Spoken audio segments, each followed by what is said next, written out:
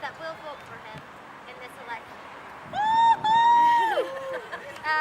I am experiencing a world which is relatively new to me, and it is fascinating, eye-opening, frustrating, heartbreaking, difficult, interesting, exciting, to say the least.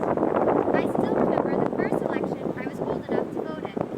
I felt empowered, fortunate, and proudly American as I quietly entered the voting booth. At the time, like many Kansans, I was a registered Republican. As an 18-year-old, that is what I thought you were supposed to be. My parents were, my friends' parents were, and my neighbors were. So I just assumed that by tradition, I was one as well.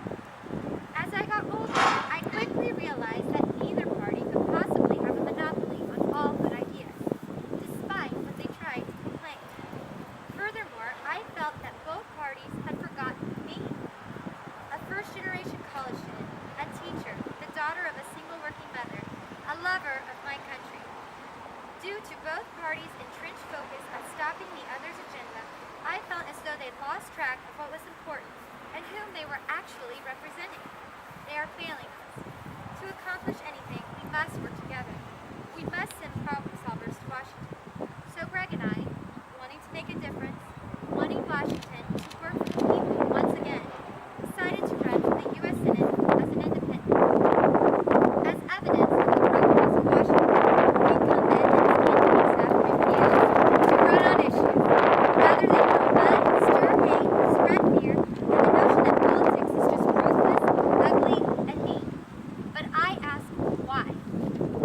Politics was once defined to me as the peaceful resolution of competing interests. Where has the peaceful part of politics gone? I guess the same place that solutions have been hiding. The Sunflower State has been my home my entire life. I grew up playing outside in the four seasons, grabbing a coat one day and shedding it for a tank top the next.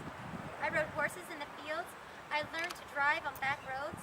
I was educated by Kansas's public schools. I have visited Eisenhower's home. I have admired the Capitol building, and I have visited the museum memorializing the historic Brown versus Board of Education decision. I have been a Wildcat and a Jayhawk. I have even cheered on the WSU basketball team. I have embraced all that is Kansas. I believe the incumbent has taken my home for granted.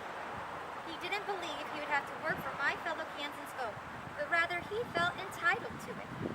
Now when he has an opponent, one that people start to notice and one that really wants to make a difference for all, he returns, full of false promises and false allegations. He doubts Kansans' ability to see through this, but I do not. When our senator is not showing up for committee hearings on agriculture, education, and most recently the Ebola virus, it means he's part of the problem. It is obvious he has neglected Kansas. My friends, my students, my family, Kansans deserve better. I ask you to stand with me this fall. I ask you to ignore the false truths which are being twisted into an inaccurate narrative. I ask you to seek truth, discourage hate, and be open to the idea that someone really wants to do what is in the best interest of Kansas. Stand up against the failing status quo. I ask you to demonstrate that Kansas is full of independent thinkers, regardless of the political hue you may prefer. I have determined myself to be a proud, independent Kansan. Greg is one as well. This election is so very important. Washington is broken, and we have the chance to fix it this year. Let's send Greg to the Senate to focus on solving problems, instead of playing these same tired political games. I am encouraging everyone to vote early